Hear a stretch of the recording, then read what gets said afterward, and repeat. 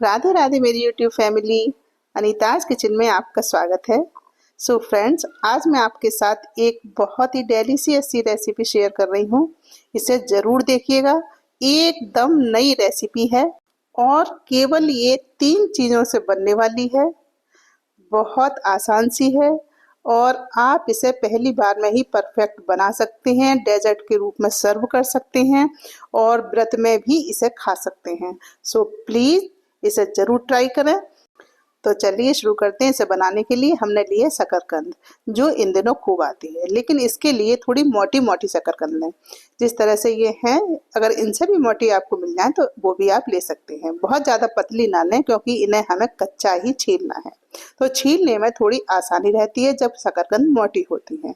तो इस तरह से हमें इन्हें, पहले मैंने धो लिया है, उसके बाद इन्हें छीला है और छीलने के बाद इन्हें फिर से एक बार साफ पानी से हमने धो लिया था। तो इस तरह से हमने इन शकरकंद को लिया है।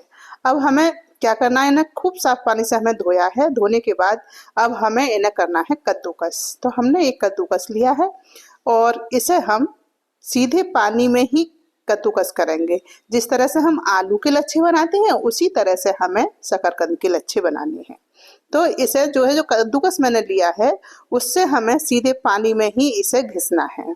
तो मैंने इसीलिए एक बाउल में पानी ले लिया है और कद्दूकस लिया है। जो इसकी मोटी साइड होती है, उस तरफ से हमें इसे कद्दूकस करना है। एक मीडियम साइड होती है और एक बहुत छोटी होती है। तो इन दोनों को छोड़कर जो मोटी साइड है, उससे हमें इन्हें घिसना है। तो इस तरह से हम इन्हें घिसेंगे। जो ये मोटी साइड से हम घिसते हैं, तो इसके लच्छे जो है बिल्कुल परफेक्ट होते हैं, जिस तरह से हमें चाहिए होते हैं। अगर आप इस तरह का कद्दूकस ना हो, तो ये पतली स्लाइस से जो चिप्स बनाते हैं, उस वाली मशीन से आप इनको घिस सकते हैं। उसके बाद चाकू से पतले पतले काट सकते हैं। उस तरह से भी आप इसके लच्छे बना सकते हैं। या कद्दूकस है तो आप इस तरह से इसके लच्छे बनाकर तैयार करें। और अब इन्हें हमें धोना है। कम से कम 3 से 4 बार साफ पानी से इन्हें धोना है। और मैंने ये धो लिए हैं और फिर मैंने एक छलनी में इसने छान लिया था, जिससे थोड़ी आसानी रहेगी इन्हें निचोड़ने में। और पानी भी मतलब निकल जाएगा। धोने में हमने छलनी का ही इस्तेमाल किया है। और मैं इसलिए पानी लेकर आई हूँ, जिससे आप देख सकें कि इनका पानी जो है बिल्कुल साफ निकल जाना चाहिए। इतना हमें धोना है, जिससे इसकी जो एक्स्ट्रा शर्करा होती है वो निकल जाएगी। जो कार्बोहाइड्रेट है, जो स्टार्च है इसका, शकरकंद का, वो निकल जाएगा। तो इस तरह से हमने इन्हें कद्दूकस किया है और पानी से निचोड़कर एक सूती कपड़े पर ले लिया है, जिसके लिए मैंने एक टॉवल ली है। और इसे मैंने जो किचन की स्लैब होती है, उस पर ही इसी तरह से डाल दिया। पहले मैंने थाल लिया था, लेकिन उसमें अच्छे से नहीं फैल पाया था पूरे में।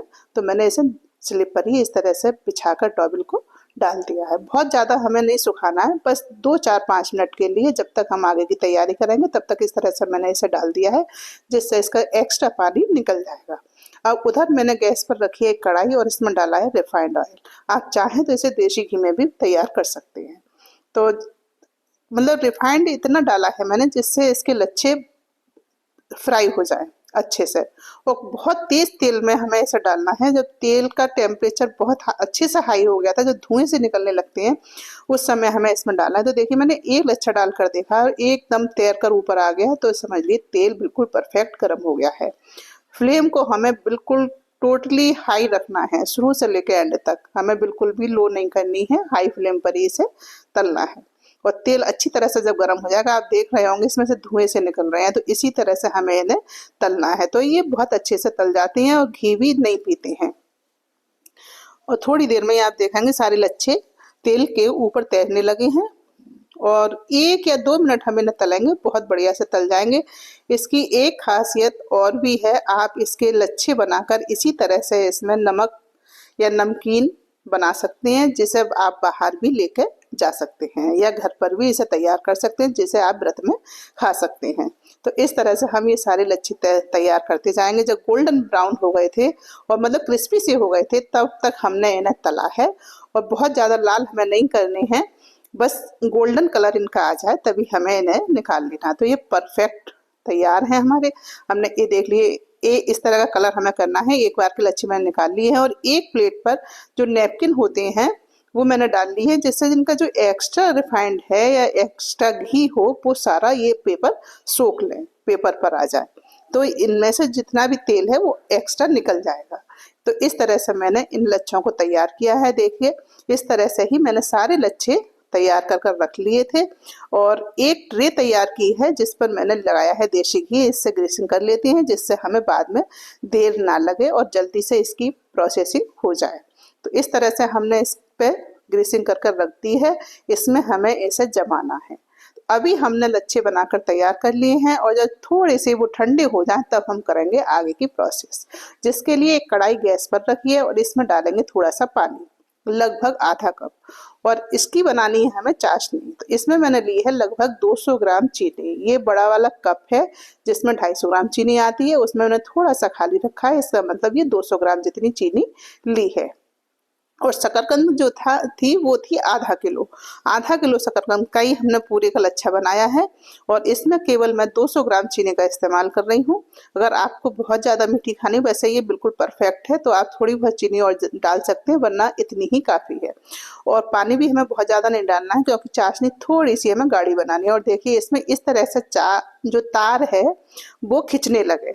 एक तार की चाशनी से थोड़ा सा हमें ज़्यादा लेना है और जब ये तार बनने लगे तब हमने इसमें डाली है सफ़ेद इलायची, जो ऑप्शनल है, आप डाल सकते हैं या छोड़ भी सकते हैं, स्किप कर सकते हैं।